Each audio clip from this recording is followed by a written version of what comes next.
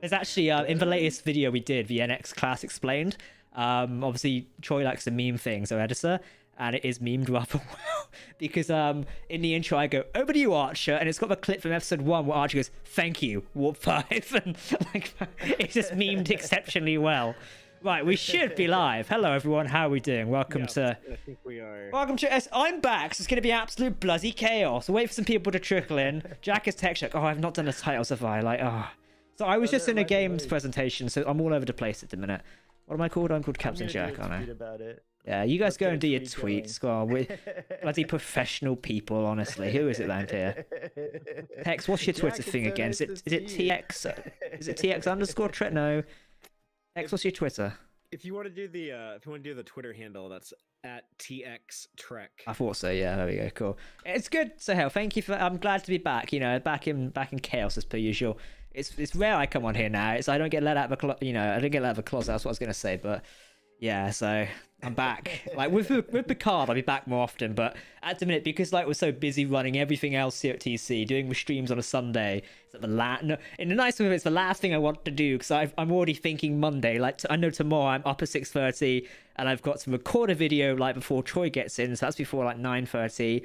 And then do 100 other things throughout the day, and then I've got like a drinks thing in the evening, which doesn't work, but like it feels like it at this age at the point. Like so much stuff to do. Bored. I'm not bored, like I was bored of doing things.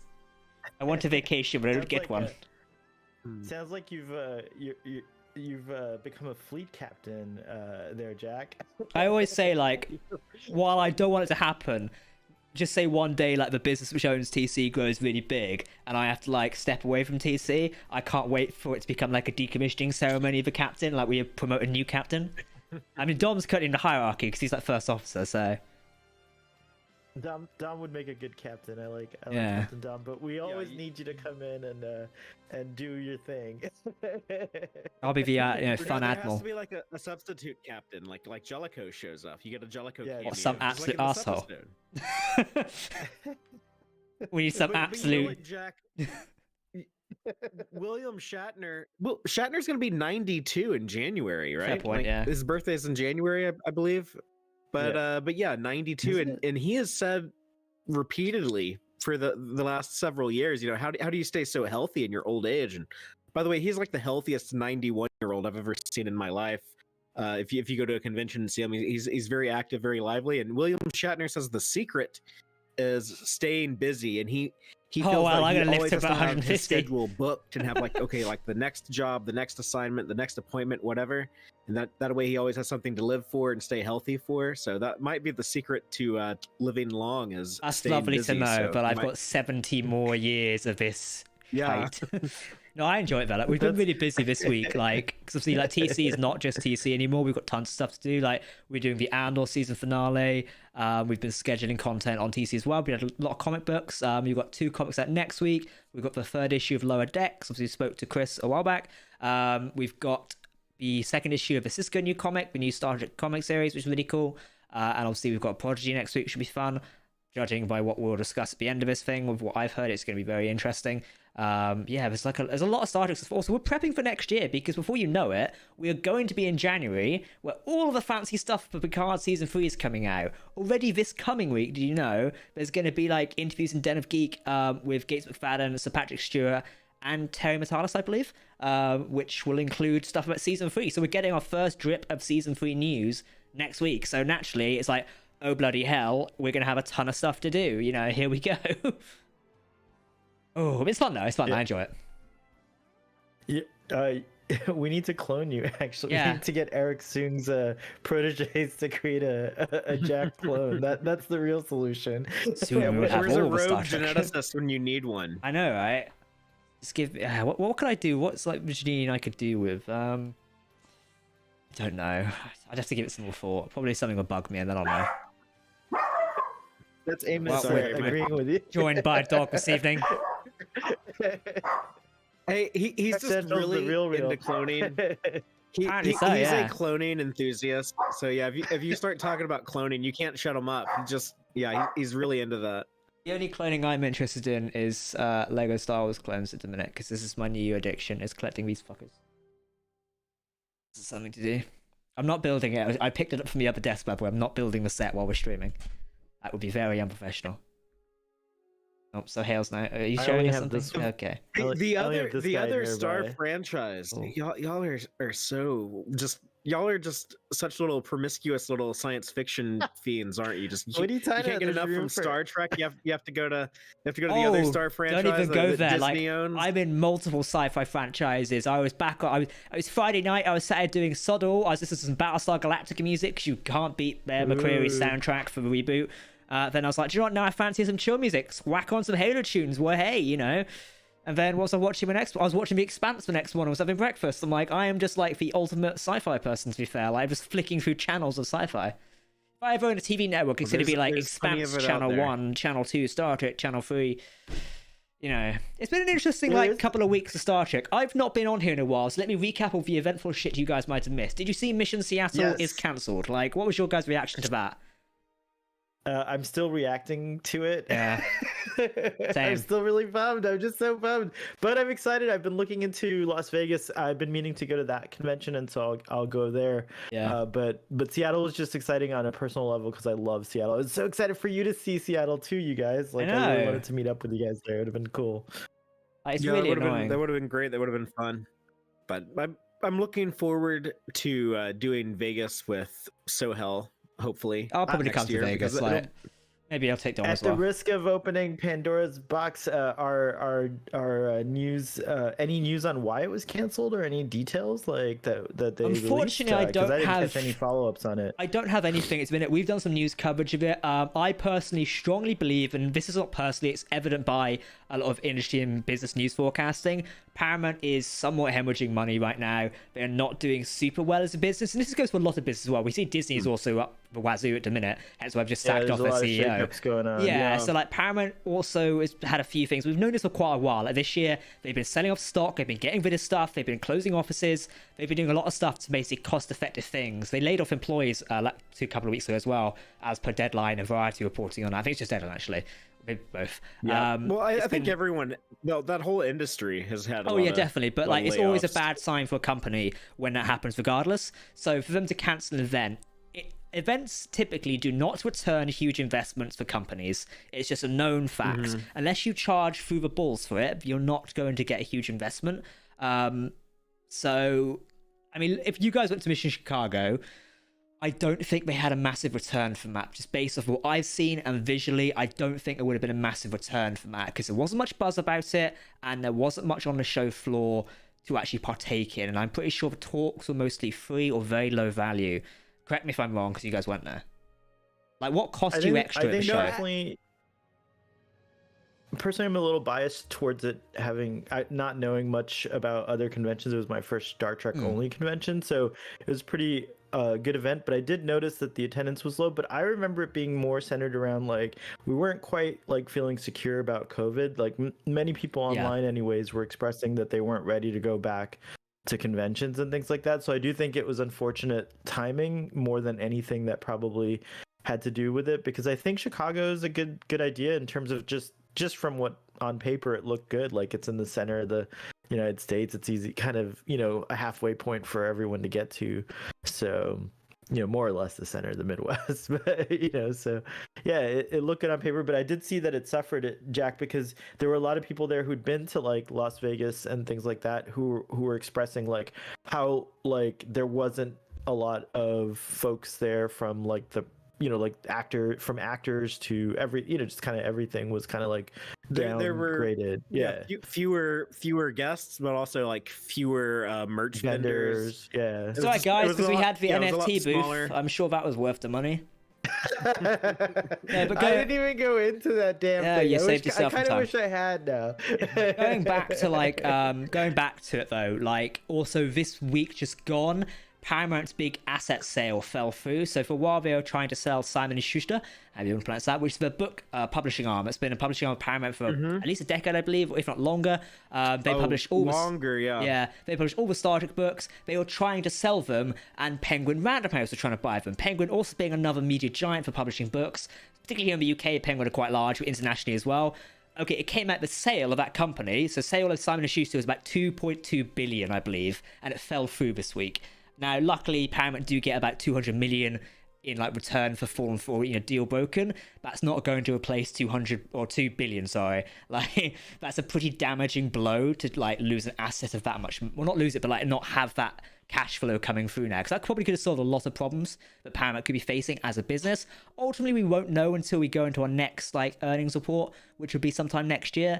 But yeah, currently right now, for Paramount as a whole global company, it's a bit interesting of what they're doing and what they're pulling back on. But like I say, events are one of the first things to go. It doesn't give them much return. It's a no-brainer. If you're in a business mindset, you get rid of things that aren't going to guarantee you being able to pay your bills at the end of the day. So that's unfortunate. There could be other factors to it. However, I saw a few people on certain websites blaming ReadPop.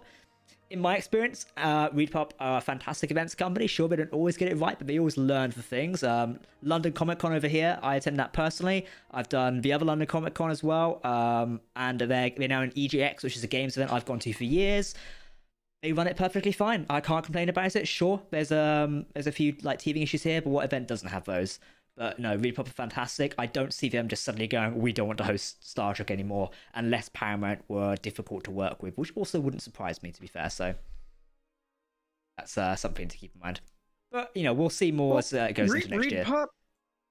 ReadPop normally does larger events Yeah. than what the turnout was at Star Trek Chicago. So I do think that when Paramount CBS arranged for ReadPop to take over the license for the official conventions, I think part of that might have been they were hoping that ReadPop would generate a larger crowd, larger turnout than say, what Creation does for Vegas, which is a very big con. But Star Trek is kind of niche.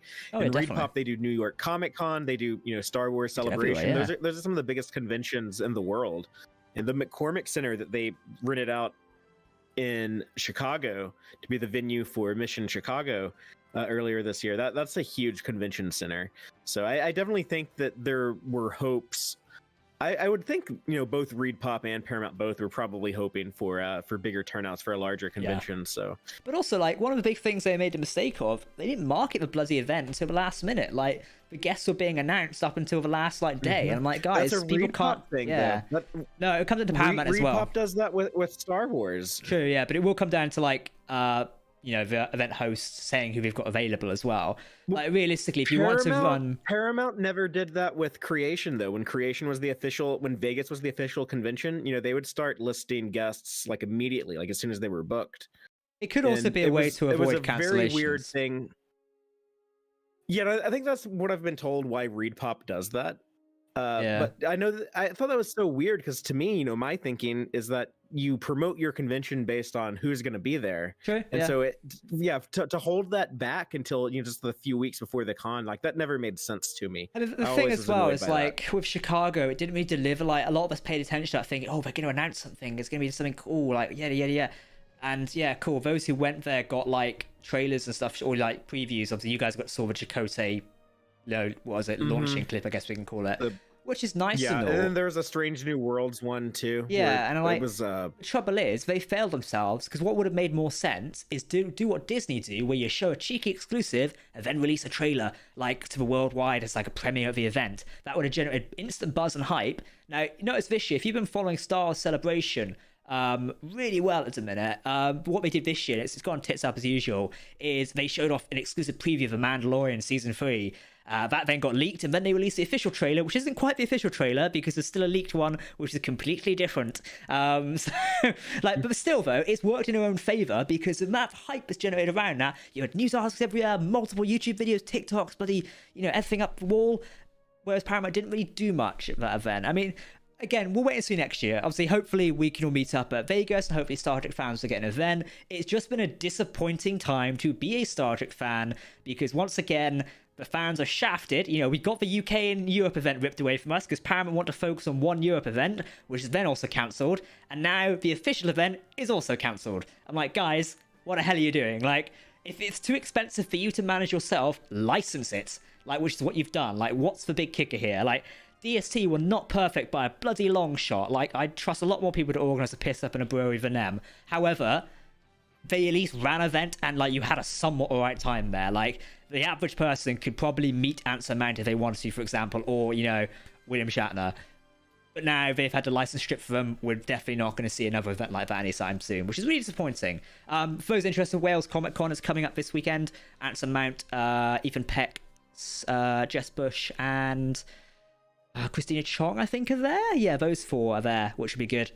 So if you're heading out there, see if you can meet them. If not, I'm sure it'll be on social media. I think myself and Ensign Hamish are heading up there, so that'll be fun to do. Oh, right on. Yeah, well, currently, if train prices in the UK, we look to be heading up there. If not, it'll be a hitchhiking trip. I put it in early and it came at like 300 quid. I'm like, sod that. I'll come back later. I hope you can find your way up there, because that sounds like fun. Hopefully, yeah. We're going to do it in a day because I refuse to pay for a hotel. I'm being cheap. In this economy, you have to. In this economy. Right, let's talk about Star Trek Prodigy, everyone, as we joined in here. If you enjoyed our quick rant about events there, then feel free, but I've not been here for a couple of weeks. Prodigy, Janeway was nuked for kids. What the hell's going on? Bloody torpedoes? She just nuked the place. If that went off, that would have leveled that space station. Like, or an elevator. That would have leveled it completely. Yeah, she had a line in the episode about it. Yeah. Talk about the needs of the many outweigh the needs of the few. Well, that was Jellicoe who ordered her to do that. So when has she ever followed orders? She said, make sure you only disable the protostar with the micro explosive something or other. Micro explosive, it was pretty bloody big. low yield micro torpedo. Torpedoes, yeah, or something like that. So it was like a totally. Tysus called it the low yield micro torpedo. They still look like nukes, and when they blew up, they were pretty big as well. Dom's chiming in with, did it say they were microchargers just to? I know, but when they detonated, they took out half like a star when they blew up. Like, if that was micro, yes. if that's micro, then a lot of people I'm being suddenly a lot happy at sizing. Like, honestly. If that was micro, I'd hate to see macro. Yeah, it's a tradition in Star Trek for perspective to not make sense. So yeah, yeah. How many photon torpedoes is Voyager carrying? Have you ever seen that video on YouTube where it's the definitive inventory of Voyager's photon torpedoes, and it's quite funny. Where it just goes through how many we've only got 20 torpedoes at series end, 350 or something. It's like, and she's the writers, somebody must regret that when they said we can't replicate more. I bet they got to season 2 and thought, oh, for fuck's sake, like, how could we have written that into season 1? Like, what have we done to ourselves? I assume they just bought some. They just found somebody who made a similar torpedo, and we're like, okay, we'll take 3 dozen of those. Yeah, they look like the same Starfleet ones. Thank you guys. Yeah, they could just nicked the other amount of Starfleet ships they ran across all the time, or convenient things like. Hello, it's Project Pathfinder. We're shipping you some torpedoes. Good luck, everybody. I think we're about to see an even angrier Janeway once she finds out what Ensign Essentia has been up to with. Also, why does everybody have a dreadnought, and why is he IKEA mode under a table? Like, how the hell do you hide that on board? Like, I said this in a review. Who the hell's doing the inventory manifest? Oh, yes, Mum, you've got 1 dreadnought IKEA flat pack. Ship it away. Like.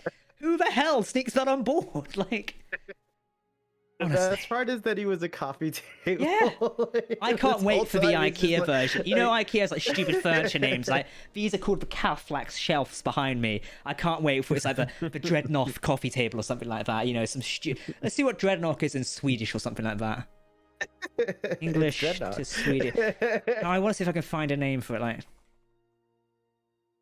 I think Dreadnought or whatever you said. That sounded good. That was appropriate. Dreadnought. Thinks I'm speaking Russian. Should we just look at IKEA a minute and see what we can find for funny names for Dreadnought? Don't worry, Prodigy writers. I'm doing your job for you here. It's not lame. It's true. What do we got? Shop by products. What would a coffee table? Let's look under coffee table, and we'll see what we can name him. Because now I'm curious. But I do think it's interesting. So, are we sure that that's not the same Dreadnought? It's her Dreadnought. It's like a different Dreadnought. Like it is the same. No, it's not the same one. Not the same one. Because I think it's a different coat of paint. Yeah, he's more bronze, right? But like, if he could turn into a coffee table, I see no reason why he can't turn bronze. Yeah, change colors. Well, you know, it made me think of Transformers, not IKEA, but like the actual like Transformer toys. Yeah. And one thing that they love to do is they would just like, oh, let's just make the same robot but a different color, and we'll just be like, this is a brand new character that we can use the same mold and manufacture the exact same toy, but you have to buy 2 of them because it's a different character. So that kind of makes it appropriate for Dreadnought to be back with a different color because it's a different toy. Okay, so I have I have a lot of questions. Maybe you guys have already figured this out. I tried to go back and I listened to most of the Text Trek discussion, which was very hilarious and fun as usual, by the way, Fathery. Because even your sidebars, I learned something about Spider-Man that was interesting. But anyways, what did we say about Spider-Man? I don't even remember. There's just something about like, the James Cameron thing. Okay, yeah, never mind. I don't want to talk about that. Yeah, okay, move along. If you want to know what we're talking about, go listen to Text Trek number 218. But which is now on a great podcasting platform, might I say. It's true. Hey, but regarding the Vonnegut, I think it's interesting that she says you're not the only one that's been sent back. Yeah. To the diviner, so I always thought the diviner was the one behind the whole kind of thing. I never realized that maybe the Vonnegut, there's like an authority above even the diviner. I'm pretty sure they've been mentioned before, the authority. The Order. Yeah. When the Order. That's right. Dreadnought said, we can't defy the Order. Okay. And basically, so I think it's the Valkanaut didn't put, as Dom said in our review, they didn't put all the eggs in one basket, which is, for once, villains have got common sense in a sci-fi show. Colour me shocked. Like, and the Prodigy writers write a live-action show because, Christ, I think they do rather well with it.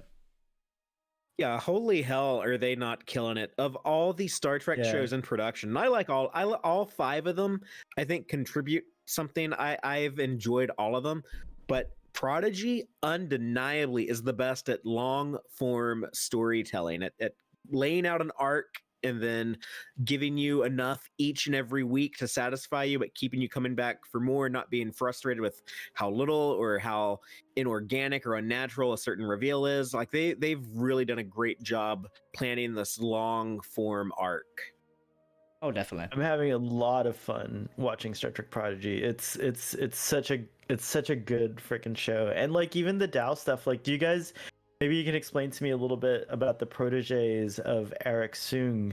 So who survived that whole thing? Like a lot of them did, right? A lot of his augments like went off with him somewhere. Where did they go? Like they go to the neutral zone? Like there's that episode, it's like crazy. That episode ends with him being returned to prison. Oh, all right. What about his his progeny, so to speak, though? I think they all got wiped out, didn't they? They were all killed. Really? Did they get blown up? I forget.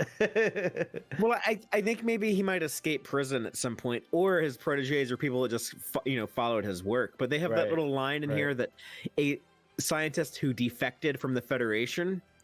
When we saw him in Star Trek Enterprise, there was no Federation yet. So I think at some point later, he must escape from prison and defect or something. Yeah, maybe he goes. Maybe he goes to the Romulans. Maybe during the Romulan War. No, because they said a protege of Eric Soong. I don't think they specifically said Eric Soong himself, right? Right. They said that Dal was created by proteges of Eric Soong, but then they said who was Eric Soong, and people Jago follow his says, ideals. I think. He was. Yeah, he was a geneticist who defected from the Federation. So I think at some point he protege is like a title that's given to someone who worked closely with someone. Like you don't just say protege for someone who follows. But I don't know if you guys agree with that. I feel like these would have been people who worked directly with Eric Soong. Yeah, like he taught, like he had pupils or something at some point. Yeah. People basically followed the order essentially. Yeah, I don't know. I know that everyone groaned. Everyone groaned when they said Eric Soong, because I think everyone feels a little soonged out after Picard season 2. I said this. I said I said this in our group chat this week. I'm freaking bored of the whole augment thing, and I know why we're doing it. But every series, we've had augments and Khan rammed down our throat. Well, not rammed, but it's mentioned. I'm please just shut up about it for 5 minutes. Season 2 of Picard had to end with going, oh well, I guess I'll look up, Project Khan now. It's for God's sakes, in Strange New Worlds, they had to have it, so she was descendant of Khan. I'm why? I get it, it's good, but also why? Can we not do something different for a change? Come on. They could have made Dahl a completely new species for something like that. I like where we're going with it, but I'm just saying, to play devil's advocate, they could have completely done something different. Completely. Well, but this is interesting because Dahl has something. What I wonder what Dahl. It's true that the mystery of Dahl is something that I didn't expect to be related to genetics. But now that they've presented it this way, I do find it extremely interesting because it seems like based on what we've seen of Dahl, it seems like the intention was totally different from like what Eric Soong seemed to be after, which was kind of like creating a perfect humanoid, right? Like some kind of like, you know, like super being or whatever. What was the doctor's name again? Dr. Tongo? Jago. Jago. Sorry, Dr. Jago. Like Ninjago. Yeah, that's right. Dr. Jago kind of like, you know, poo-poos it, even saying like, oh, these are all like not even dominant traits. They're just like kind of recessive traits. And I think that's interesting that they're like the programmers, the creators of Dahl, like his parents, if you will, chose to like bring in all these like wonderful diversity, but like to balance it out by making it recessive rather than anything being like too dominant or whatever, so that he just has like the right formula of everyone in the galaxy that's known or whatever, to try and maybe create like how did they get species 8472 in DNA? Like, what the fuck? What? Yeah, he's got... what the hell is that? Like, if I'm not mistaken, it's like just it's like kind of like a neat way to illustrate how even though Dahl is synthetically created, it's in a way we all kind of have the weird, if you look at our DNA profiles, like, you know, we're all somehow distantly related to trees even, or everything's kind of like distantly related to everything else, you know. And I guess it also ties in a little bit with the chase, how like they were trying to say like, hey, we all planted this like kind of like seed all over the galaxy of like a proto-humanoid that you all became and expressed differently and became different versions of that humanoid. On a complete tangent, do you know what Prodigy would have been done good at for like us fan service people? A mention of a Vodwa. That would have been really cool, because I really like that species in Dragon Teeth. Yeah. Like, I know Star Trek Online's done a big thing about it, which has been great. I've played that like fucking donkeys years ago now, but like just a lovely mention of a Vodwa somewhere would have been fantastic. Like, just because that was a species, like they made a whole big thing of episode ago. Oh, we just let out hell into the Delta Quadrant and never mentioned of again. As all good Star Trek things, like, oh no, we've unleashed Armageddon. Anyway, today is coffee incident of the week and Neelix is cooking. You know, it's basically how that conclusion went. Hey, Jack, eventually there's going to be that episode, and it's going to be, okay, like those bugs from the end of Conspiracy that like they transmit that signal off to. Yeah. It's going to be like, that's going to tie into the Varge War, and that's going to tie into like that portal that gets opened at the end of Picard season 2. That's the Star Trek Online story. All the loose strings. Yeah. Star Trek Online story actually is those bugs with the Vodwa. That's actually a connection. Well, that's true. Yeah, we have to leave those things unfinished in the canonical Star Trek, so that Star Trek Online has more and more DLC they can keep doing, you know. Exactly, yeah, you know, they'll run out of it eventually. Well, with more shows being made, probably not. So I heard y'all talking about this on Text Trek a little bit, Jack. I wonder what you think too. It's neat to see that there's like a lot of like there's a neutral zone kind of zone where folks live. It's literally like a neutral zone. Like there's planets inside the neutral zone, and they're like neither, you know, on one side or the other, perhaps. Like it's an interesting new concept, I think, or I like think a we new see a spin bit of on it. a concept. I think we see a bit of it. Like, so I'm pretty sure Domophy's lurking around. Might tell me, you know, we see Stardust City Rag in you know, in Picard. Oh, like, is that in the neutral zone? I feel like that was in the neutral. I just haven't. Could be. Well, obviously, the neutral zone doesn't exist anymore, so maybe not. But I think it exists in that space. It was the zone because it was in a lawless area. You also had the planet Vashti, which, you know, was also previously a Romulan relocated planet. So, or, you know, like an offshoot planet.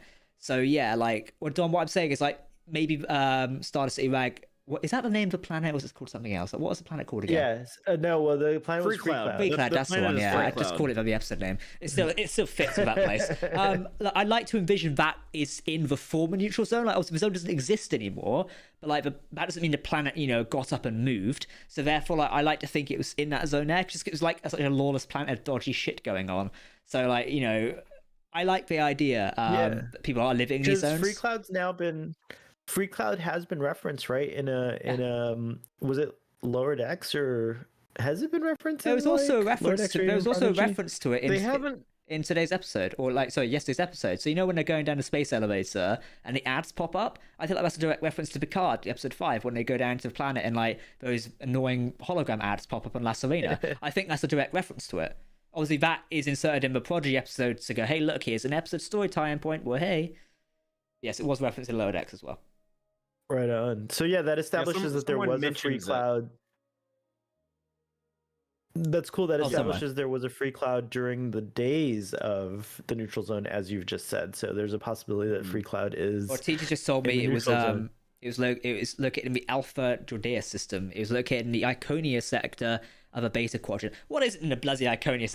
Everything in the Iconia sector was in the neutral zone. Is there, but the Iconians. I'm going to write an article on this. When the hell will Star Trek actually bloody embrace the Iconians? Because I'm bored. Like, just give us the bloody God race and be done with it. Yes, Star Trek Line's done it, but come on. Like, we want the God tier destroying people. Next series, come on. Terry, come on, you say What show would it be on? Yeah, next year, you're saying it should take place in the 25th century? That, yeah, we should get more... I think that makes sense. Like, let's give us another alien. I mean, it would be the very Star Trek Discovery trope of, oh god, a giant alien species would come forward and going to wipe us out again. Let's stop and talk about it. I feel like I'm hating. I'm just being really sarcastic and dry-witted humor today, but you get my point. Yeah. Apparently there was info from Michael Chabon as well where that was located, so there you go. But it is going to be interesting. Like, do you think Dal's creators are still around? Do you think we'll meet them? Do you think it's even important, or was it important just to? I think that's an easy story for season 2. If I'm being honest. Yeah, it was a surprise to me that they just dropped that on us. Like, oh, here is where Dal came from, but they did it in a way that it kind of answers some questions, but you're raising more questions with like, well, why did people make him? What was the plan there? Who are they exactly? So I think that was a really cool way of the storytelling I'm talking about, where you don't want people to feel like they're being strung along for too long. A lot of TV shows like Lost is like the famous example of like, okay, you have all these cool mysteries, but like you don't always resolve them, and I feel like you're taking forever to finally answer these questions. So I like seeing that Prodigy is not doing that. Things are moving so quickly, rapidly, I would say. And yeah, here, like, Dal's origin, I wasn't expecting to hear that anytime soon. So that really surprised me in a good way. And also like how he ended up like away from his creators in the first place. Like, so we know he met with the Ferengi Nandi, who he was introduced to in the first part of season 1. So like, where is the connection there? Like, and obviously then I think Nandi gave him up to Tars Lamora, didn't she? So yeah, like there's a lot of story gaps there, and they've still got plenty of time to solve it, because let's not forget, Prodigy does have a second season which will also consist of 20 episodes, so we're not done with this story yet. Like, there's a lot of stuff coming up. Also, let's just pivot as well. Jellicoe's return, we mentioned it. Jellicoe's return. I was watching it and I was like, why is Senator Kinsey on my screen? Like, that's all I could think of the whole time. Like, I've watched too much Stargate, and obviously he was in Stargate more than he was in Star Trek, so it's easy for me to see Senator Kinsey rather than Jellicoe. But I love how he's still got the mannerisms down there. He's an absolute arse, but he is right. Like, I've seen any downside, and he's proven right by the end of the episode. He says, let's deal with it before the Romulans do anything, and by the time he finished the sentence, the Romulans were already way ahead of him. Like,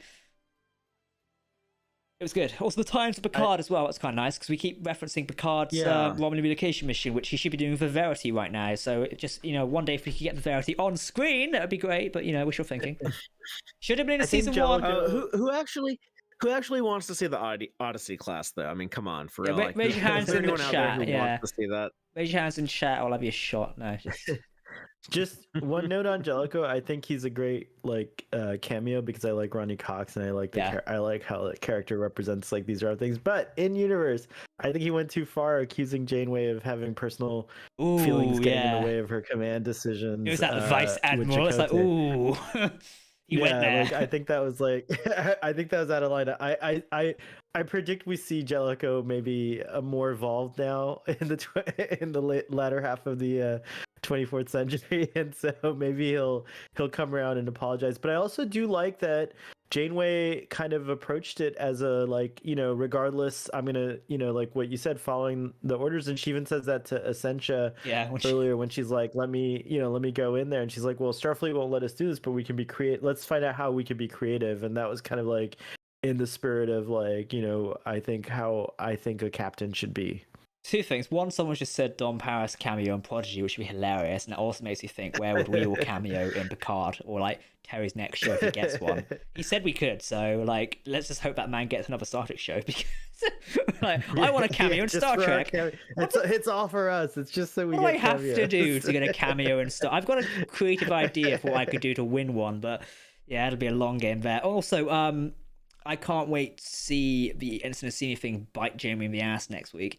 But also, presumably obviously next week, it could be longer knowing these shows. But also, it's about time we get more of Chakotay, by the way, because for fuck's sake, like, I want to know where that man, just give us a tidbit of information. We know he's in prison apparently, or was. Like, he's not on Tars Lamor, they would have found him by now.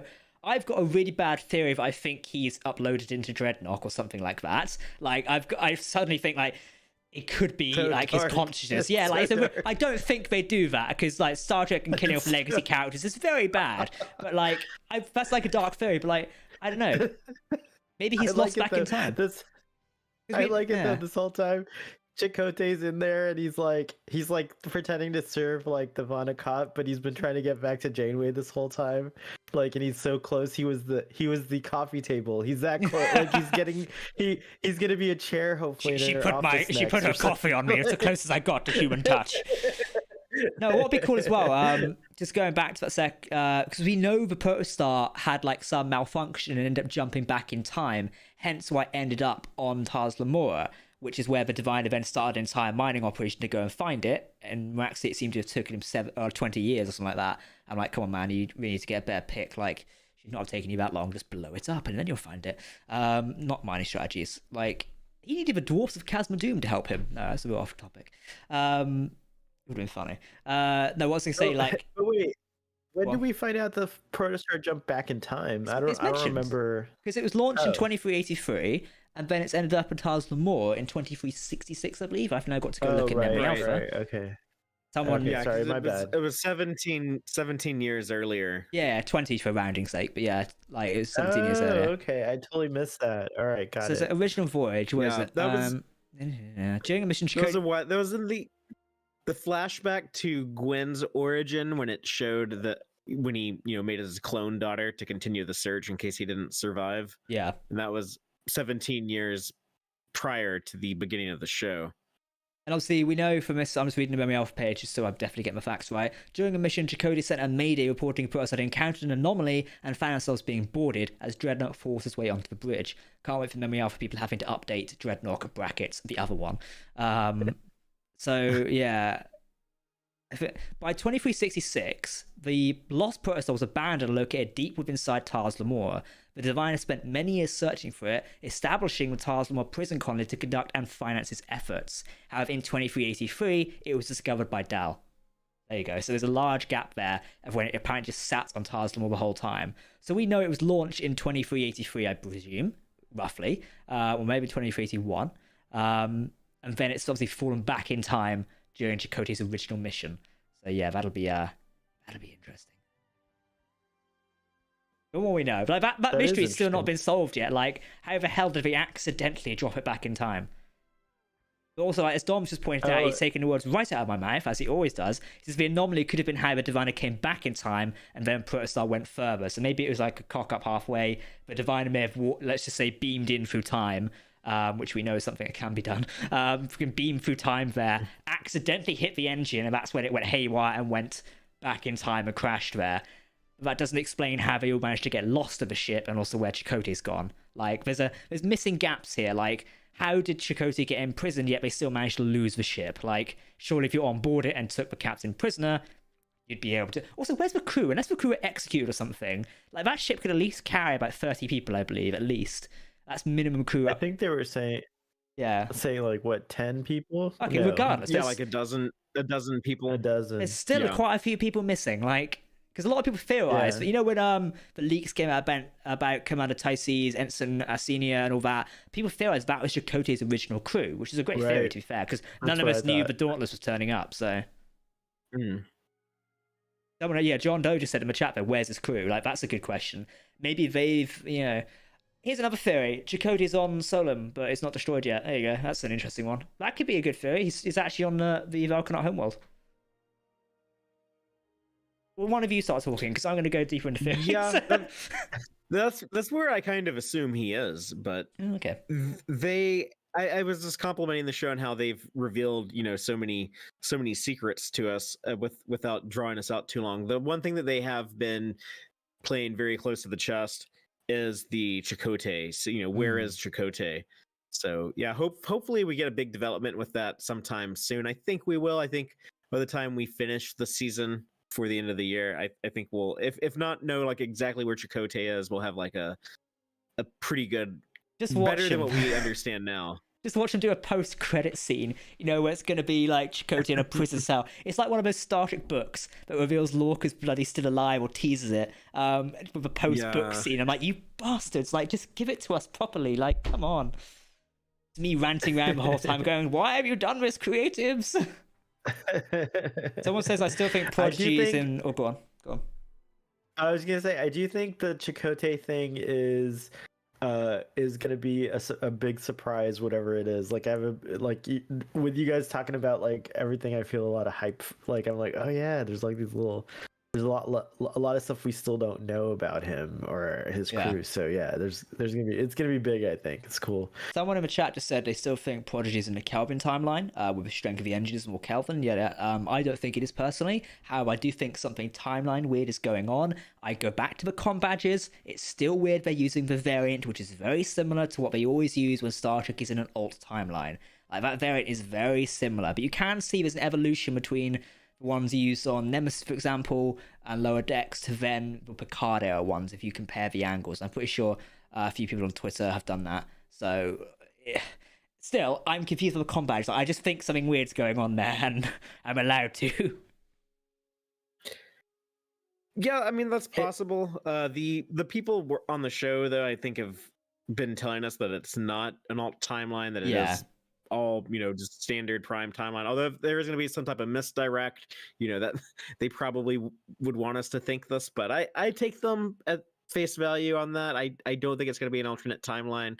I'm kind of glad that comm badge exists, and if this is all, you know, the normal prime timeline that everything else takes place, and that I've just always been a fan of that comm. That's actually the first comm badge I ever I ever owned, like a replica of, from at a Star Trek convention in Plano, Texas, many years ago. Yeah, but back then it was like the All Good Things comm badge. Was the only thing we called it.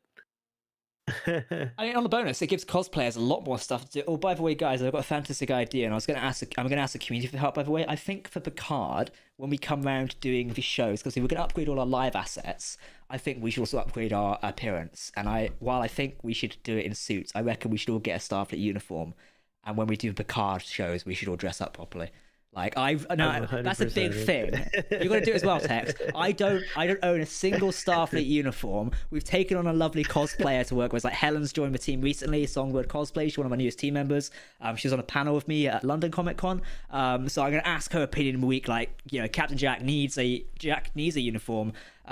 So for Picard episode 1, I want all 4 of the sides. So get Dom on as well, and we will sit here in uniform. So I need like the captain's one. Like, I want the Captain Rios uniform.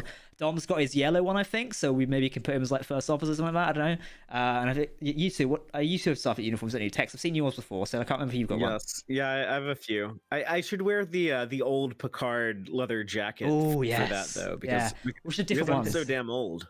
Oh yeah, that's true. It's very true. I'm joking. So here, what one do you have? Haven't you got the Graphic one? That's what I call it. I've got a bunch of different. I've got a bunch of different like variants that are like not quite like, they just look kind of like they're like, you know, they're not like quite the exact thing. But what this gives me a good excuse, because I definitely want to procure the season 2, or maybe possibly some of the season 3. Maybe I'll be able to procure a season 3 look. So I might try for Commodore Geordie's look. I like that one a lot. Or I might try for you can't be highlighting Captain. I'm not being kicked off my own bloody show. Ensign for you. I self-identify as an admiral, so whatever. It's like Chekhov when he was lying on the ground and they asked him his rank. He's like Admiral. No, but I won't be a Commodore, but just that style. That I like that uniform. Like, it was cool. Yeah. You'll be a Commodore. I'm gonna try to procure it. No, I think we should do that. Like, so I'm gonna get I love our live assets at the minute, but I feel like they could do like a yearly refresh. So I'm gonna get it refreshed in January. Maybe we're gonna go for the blue theme this time. Maybe I'll still stick with our gold. Maybe like a lighter blue to fit with Picard, because season 3 of Picard is going lightish blue. You know, it's on the branding. They've been doing this light blue, which looks really cool. So I might do that to be fair, because obviously look cool.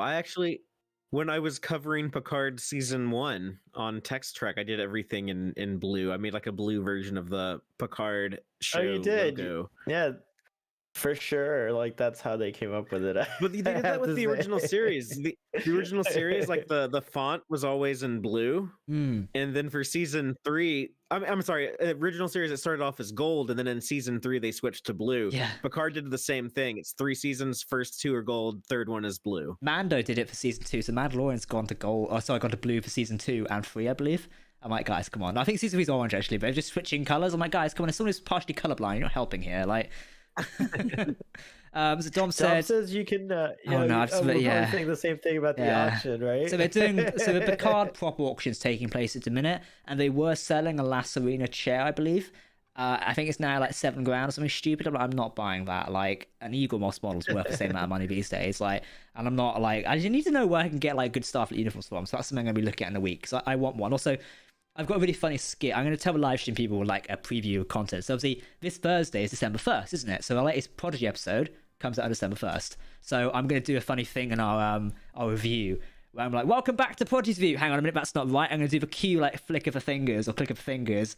Editor Troy does a flash, and then I'm back in the Star Trek Christmas jumper again. I go, that's better. Anyway, cracking on. Like I've had that skit planned for like 2 weeks now, so like I'm getting ready to do that one. I was like, I wonder if I could put like some fairy lights in the background, like maybe put like Christmas up the setup or something. Like, I've got a running thing at the minute. Like if you're on the stream, you can see where our YouTube plaque is. I've got the Murph plushie next to it. But at the minute, not many people know because it's so small in the background. I actually have a Dauntless model there, so I've got the NX Dauntless model. So what I'm doing is every show we're covering, I'm changing out what's in the background. So for Picard, we'll get rid of Murph, put one of Picard's coffee cups up there, and a model of the Enterprise F, or probably the D, whichever one fits. Probably the F, given it's me, because that's where the F was originally sat. I went around here somewhere. I don't know where it's gone now. Oh, it's up next to the Rocinante. Yeah, but I was like, I'm just swapping out like minute little details, which is really fun. So we've actually we've got a sponsorship with a certain company, which is up in the air at the minute, but they've given me something really cool. And I'll show you after the stream, and it's on our social media somewhere, but it's really cool. It was meant to be this weekend, but we've been delayed. So yeah, that's going to go in a setup as well when it's done. Don't mind me just nerding out and stuff. Cool. Now I'm all excited. Looking the forward privilege to of seeing streaming with Captain Jack. Yeah, streaming with Captain Jack is like 10% of the topic we're talking about. 90% of what other stuff can we talk about because it's like a catch up. If we did this while drinking, it would be chaos. Today. Yeah, I think we did good today. We were on Prodigy's topic for a while there. What's your theory for next week, Sahar? That's what I want to hear quickly. Like, just give me a random theory. All right, so the kids are on the run again, right? Mm-hmm. Janeway's gonna have to do something to catch up with them. She's already kind of fascinated by them. She's like, "Who the hell are these kids?" I think she's starting to figure out that maybe they're not quite the aggressors, but like possibly caught up in something that's a little bit bigger. And so I think she's gonna start to sleuth it out and figure it out. And I think we're gonna see when she finds out what Essentia is, like she's gonna you're gonna see like Janeway be a badass and just like figure shit out. I want phase fights down the hallway or kicking off like she might bring that rifle out. Oh, yeah, the rifle back like Oh, and the knife. Yeah. What was the episode with the giant viruses? But that one.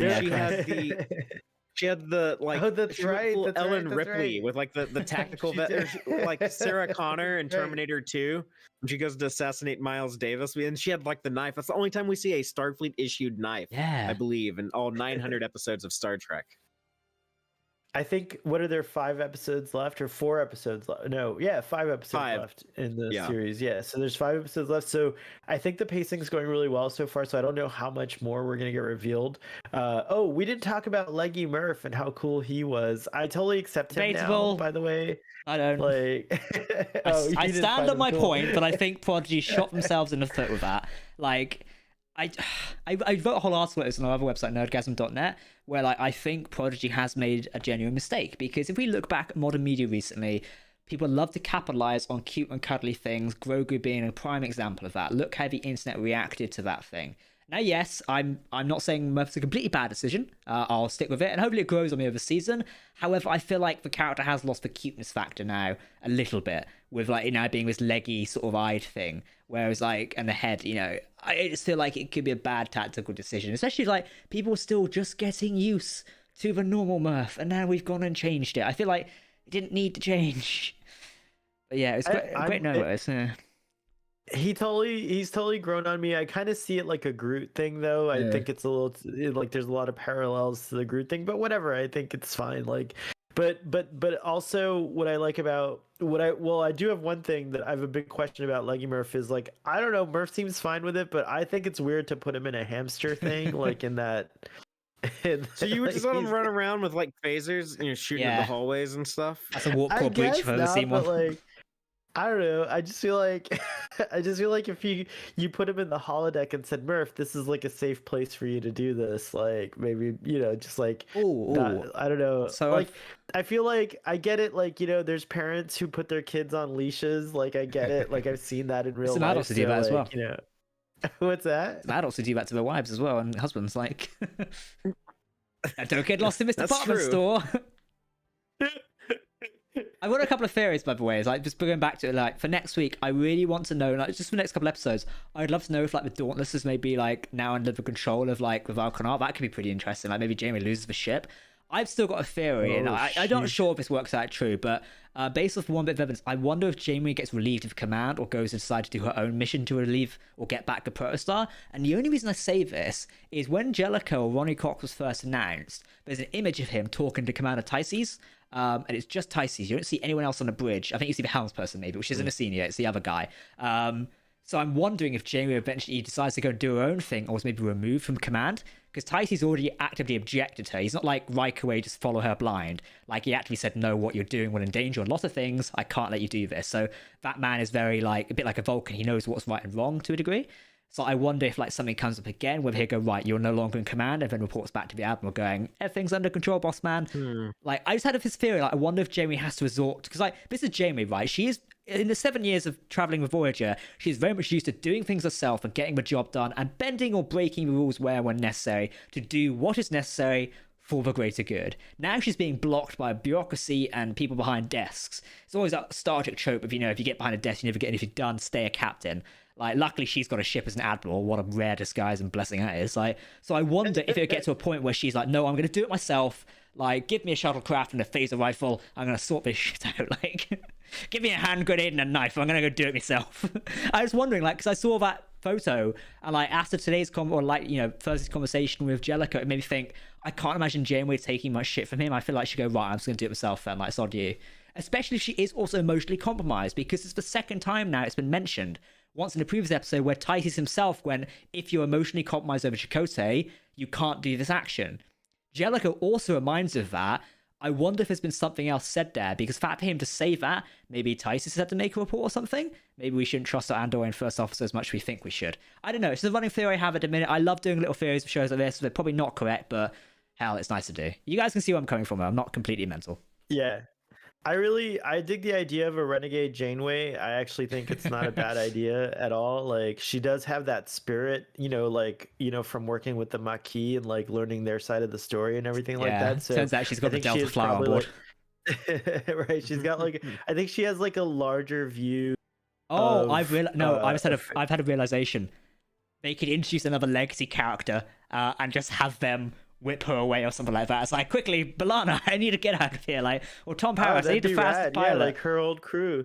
Or they just, it could be Tom. Like, it could be Tom. It could be a lot of people. Yeah, it's true. It could be Harry. Oh my gosh, can you imagine getting? I'm gonna say this. Yes. No, that needs to happen. That needs to be a moment in the show where Janeway is like a 3-star admiral is getting bossed around by Jellicoe with his 4 stars, and then all of a sudden, like, the doors open on a starbase, and then someone says, "What's going on here?" And you see Harry Kim step out as Fleet Admiral Kim. Yes. And he's got the 5 CNC. Biggest pips you've ever seen in your life on his collar, and he's bossing around Jellicoe and Janeway and everybody.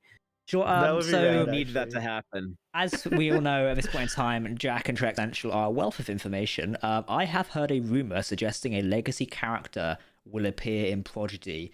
Again, I don't know how true this is because we're getting fed a lot of information from different points. I have no idea who it could be. I have my own theories, but I have heard another legacy character could show up. Whether it's a Voyager crew member or something else, I don't know. And I wouldn't spoil it if I did, but I generally do not know currently. But keep that in mind. It could be something showing up. It's what I've heard from people who are valuable and reliable sources. It's not me going, hey guys, trust the sources, am I right? Somebody's just told me that Alex Kurtz's been fired for the 50th time. Gee whiz. No, this is like more reliable information, and I'll explain it to you guys off stream as well, just so you know. But no, I've heard that. So whether that builds into my theory, who knows? That could be really cool. But I want Harry Kim as well. I think that'd be great. It's an exciting prospect. Oh yeah. I think there's no reason why they shouldn't do it. I think we've been treated rather well with legacy you know, characters. Like we've been treated rather well. Like we had Faddy in, obviously, like that was great, and obviously he effed off in this episode. He did what he did best. I'm like, okay, I'm out of here now. Bye bye. But you were saying. I was really disappointed in Okana, by the way. Like that still hurts that he it's he just Okana, effed off like that. No, he's the Han Solo rogue. What do you expect? It's true. Maybe he'll come back and redeem himself. It's true. Maybe. Neelix showing up. What's a seal at 0626? It says Neelix. Oh, I'm not sure the fan is ready for that one. I know that we just got it in Lower Decks, and I should just be thankful. Yeah, we just had Thanksgiving here in the States. Yeah, I should just be giving my thanks that I got to go back to Deep Space Nine again after so many years. But I would love if Prodigy would show us Deep Space Nine. If the Protostar could jump over there and visit the station, that'd be great. I'd love to see those legacy characters in some form during Prodigy. I do like that Star Trek Prodigy is doing for the character of Janeway what like Picard did for the character. You know, it doesn't have the Star Trek Janeway, moniker, but Janeway's a bigger part of this than I ever thought she would be. So I'm really delighted to see as much as we're getting. So I was thinking about talking about doing something live action with Kate Mulgrew. That would be Alex rad. Kurtzman keep teasing it. I was thinking about this recently, like two of the best bits of TV at the minute. I use TV loosely, but you know what I mean, like streaming or whatever, or two bits of media at the minute. Andor and Prodigy. They're also two underrated shows because they're so excellent. The mainstream audience isn't just capped onto it. He says with Andor, like, it's a fantastic show. People don't seem that bothered about it because they've just not gotten into it. I can say the same thing for Prodigy. It's fantastic, but like not many fans are jumping on board yet compared to the live action shows. Because it's animation, people would be like, just honestly give Prodigy a chance. Get through his first 5 episodes. You'll love it. Trust me, I think you will. Like, there's so much stuff there. Like, this is a show for kids or young audience, should I say, but it's also a show for lifelong fans of Star Trek who've watched every single episode of Voyager and love the character of Janeway. They're going to like the show because of what it's doing, and it's doing it ever so well. And I think that's important to remember, especially when we've got so much Star Trek stuff out at the minute. So yeah, that'll be interesting. Well said. Prodigy, I feel like is a very I think it's a great show for people who of all ages, like they've been saying, but especially I think it's a great show to introduce anyone to Star Trek, but especially younger folks. Like I'm having a lot of fun talking with my cousins and who have kids and, seeing what their kids think of Prodigy and stuff like that. I wish I could watch it with all my cousins, but seeing reactions to it have been amazing. Like knowing, I mean, obviously you guys were from Chicago. I saw the press pictures, but all those kids dressed up as Murph and everyone being obsessed with it. Like, just Prodigy has had an instant hit with kids, and like everyone needs to give it a chance, I think. And hopefully, like when we end season 1, it'd be great. The kiddos I know, Jack, are vibing with Murph 2.0. Fantastic, A friend of mine's daughter was saying like, oh, that's like when I used to crawl and now I can walk. Like, so there's a lot of it, like there's a certain age group that I think is seeing themselves well, this is something I said, like as although I wrote the article saying I think this is a bad decision, I will stand by a point to a while. I still think it's perhaps an analogy for growing up and adapting. Like, a natural part of a kid's life is you grow up, you learn to walk essentially, and like you learn to do different things and become a bigger part of stuff like the family. And obviously the Protostar crew is a family, much like any Star Trek crew, but even more so this one because it's a bunch of younger people with a matriarchal figure in Janeway. I think Murph evolving and growing up is that sort of analogy of like, kids grow up, they learn to walk, and they go on to do better things and become better people. So maybe that's it, or it just could be let's design a new character for the fun of it. But I like to think it's something different. So yeah, that's why I can see that, like how young audiences are going, oh yeah, this is like when I used to crawl. Like that's my way of looking at it. I'm still going to sound on the fence, so I think it's a bad idea.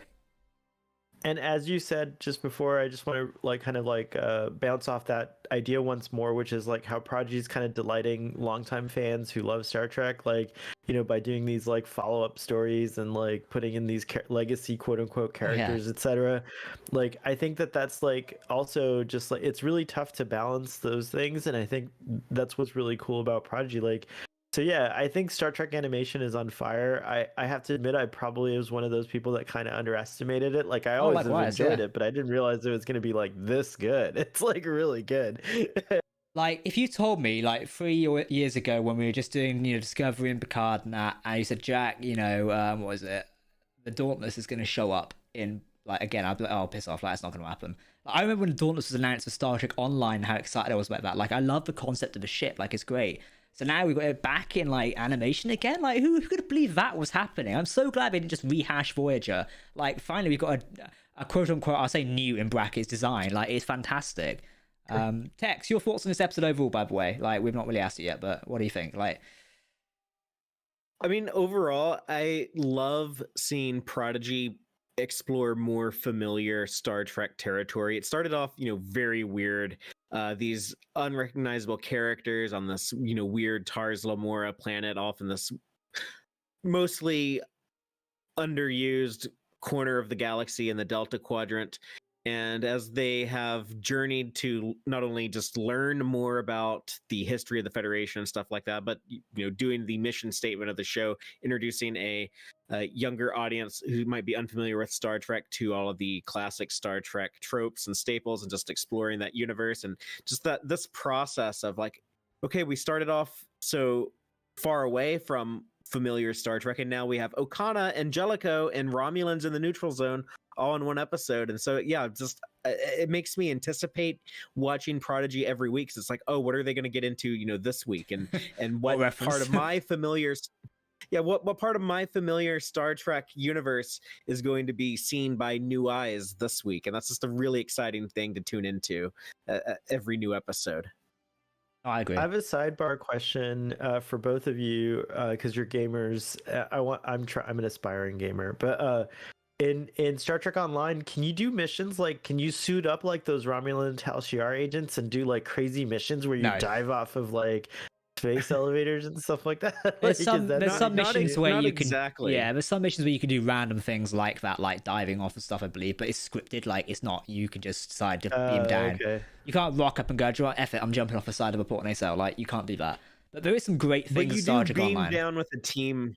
Yeah, you do beam down with a team and shoot things with phasers a lot. That's a big part of the game. yeah. So. The game, like, much Do you like most. suppose... Oh, go on. Oh, sorry. No. I was just gonna say, do you suppose they'll offer like because I particularly love this Romulan, like the whole aesthetic of the Romulans in this episode. So I'm like, oh, if I could play as those characters, borrows a ton from Picard. Yep.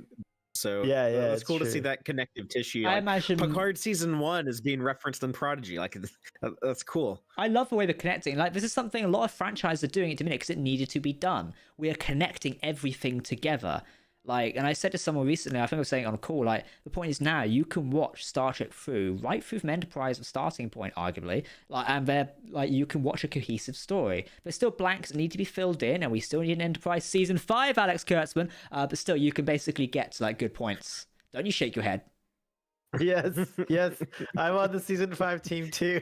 Actually, no, they're too old. They're like, no. If we get bloody Patrick Stewart back, we can have anything happen. Like, just give me like the Romulan War, or something like that. You know, it's clearly aged Scott Bakula 50 years or something like that. I would love to see that. I think that'd be a good idea for the next animated show if they did kind of an action-oriented animated show and did like the Romulan War. I think that'd be cool. Yeah, do it like Clone Wars style animation.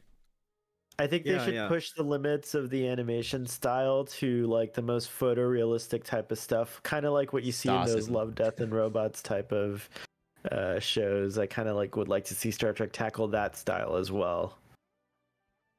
Yeah, I mean, it's a big question like what the next Star Trek show is going to be, if there is one. Like, you know, I wouldn't be surprised based off our current discussion at the start if things are skimmed down, because shows take a hell of a lot of money to show. I mean, we'll come back. It's like we're doing a bunch of analysis right now, and I strongly believe that, you know, we will see how bad things are if when Discovery season 5 comes around, and then we'll see if it is a season 6 in production or not, because we'll learn that sometime soon, usually by like back end forms. Based on what we're seeing, like from what I've seen, just kind of like a gut reaction is like there's going to be a limited series that kind of replaces Picard always, so that could be like whatever the next thing will be. It's like I feel like that'll be like what's that? The trouble is they're gonna have to work on it soon because it's not going to be out like for quite a while. Like as the slate looks at the minute, like luckily Paramount do focus on animation, and they're giving it enough breathing room. Like they're allowing Prodigy to have its own space and not airing like a live action show over it. Like that means like the audience have got one thing to focus on, which is good or bad, like debatable. Some would prefer if they had multiple things to focus on, but it means those audience who are waiting for Picard season 2 go, you know what, fuck it, I'll try Prodigy, you know, I'll give it a shot. Boom, that's one extra viewer. So that can work in its favor. Whereas other like franchises like Disney go, let's shove up the animation and then put the live action stuff. Like we're going to do in January, we're going to do the Bad Batch season 2, then Mando in February. What's going to overlap? All those viewers are going to focus on Mando and not Bad Batch. Yes, there is overlap, whatever.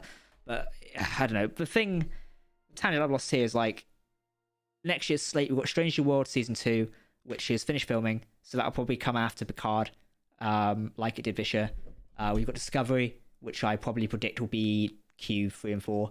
And then we've got Lower Decks and Prodigy season 2 if we're lucky. So Lower Decks will be season 4 and Prodigy season 2. If we're lucky. I wouldn't be surprised if it ends up in 2024, just because animation takes so much longer to produce. Yeah, and also like Dom said, it's also better for us to review it when things are spread out, because I'm not made of arms.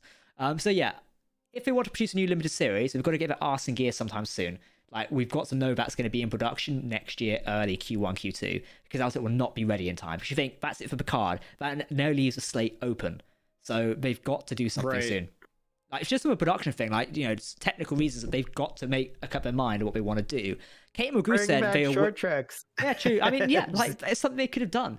Kate Magoo said they were waiting to see the reaction to Picard. From what I've spoken to, it sounds a bit odd, like, when I say it like that, but basically, I reckon they're waiting to see their investment return. Like, I bet they want to see how much money it makes them, and they go, right, now we know the budget we can do the next series to, let's go from there. But like I was saying, a limited Star Trek series, it's possible. But also, I was thinking of this today, and I'll speak about it in a video. Andor, let's think of that. Those who've seen the whole thing, and those who are just like seeing it now, that has proven you can do something completely different, and it's still being succeeded if, you know, if your writing and creative design is there. Like, you don't, much like Star Wars doesn't need flashy Jedi and Sith and Star Troopers and stuff like that. Therefore, Star Trek doesn't need a Starfleet starship. Do a Klingon series, for Christ's sakes. Do something different. That's what I think needs to be done next. Do something completely different and test the water. What's this you just posted in the Discord group? You're not speaking about where you mute yourself. This is a tweet from Bill Cross. Oh, very nice. This is model, isn't it? Yeah. Quickly, download that one. We've got a new thumbnail. Save it. The hell are you muted, by the way? You forgot to press the button. Thanks. I have allergies, so I've been muting myself. I think what I was gonna say is, oh, yeah, I think this is a new image. I think this might be from like a new image from the show, or do you think? Because Bill does do compositing and stuff like that. So, although the title of this tweet is filtering, so I'm not sure. I feel that could be a render. This is something he did on his own. Yeah, that's a render, I think. It's beautiful. Yeah, it's beautiful. I mean, it is the for Titan A, so like it might as well be from the show. But the back of those themselves looks a lot more interesting. You can definitely tell this is Connie inspired. So, yeah. Well, gents, we've reached the end of our stream. Was there any last words or comments you wanted to bring up? No, just thanks for. I didn't get to talk about Star Trek this week because we had like a busy time because of Thanksgiving. By the way, I'm very thankful for both of y'all and the audience. Thank you so much. But yeah, I just want to say thanks, Jack, for having us on and for doing another awesome stream. It was a lot of fun, and you guys answered some of my questions. Now I have more questions, but I can think about those. We're back next week. Well, hey, I think it should be Don back next week with you guys. If not, it's me again. So we'll see. We'll see what's going on. Because we'll be in December next week. So we'll get Christmas themed. You guys are wearing Christmas jumpers. I know. I'm so excited. It's my favorite time. I got my Christmas lights up. I okay. got my tree up. Got the stockings. How can you get it up already? It's November. What the hell?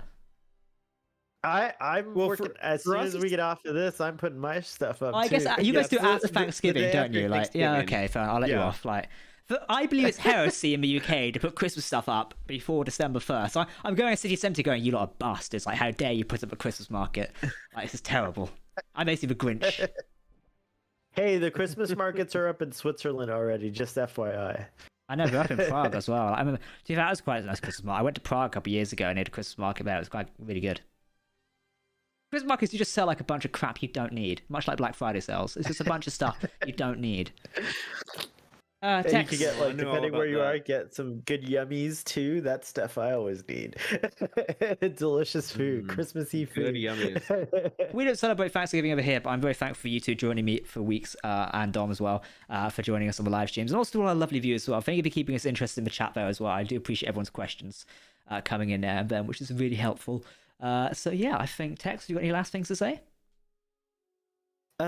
No, just I'm also thankful for being here, and yeah, people can check out the Text Trek show over on Fridays at 7 p.m. Central, or listen to us wherever you get your podcast. And yeah, thank you, Jack, for the Trek Central podcast hosting over on Captivate. Cool. And we're announcing that soon as well, which would be really cool. So like the podcast network, like we've basically revamping it. We somewhat announced earlier this year or last year, I think, but we're going to redo it now.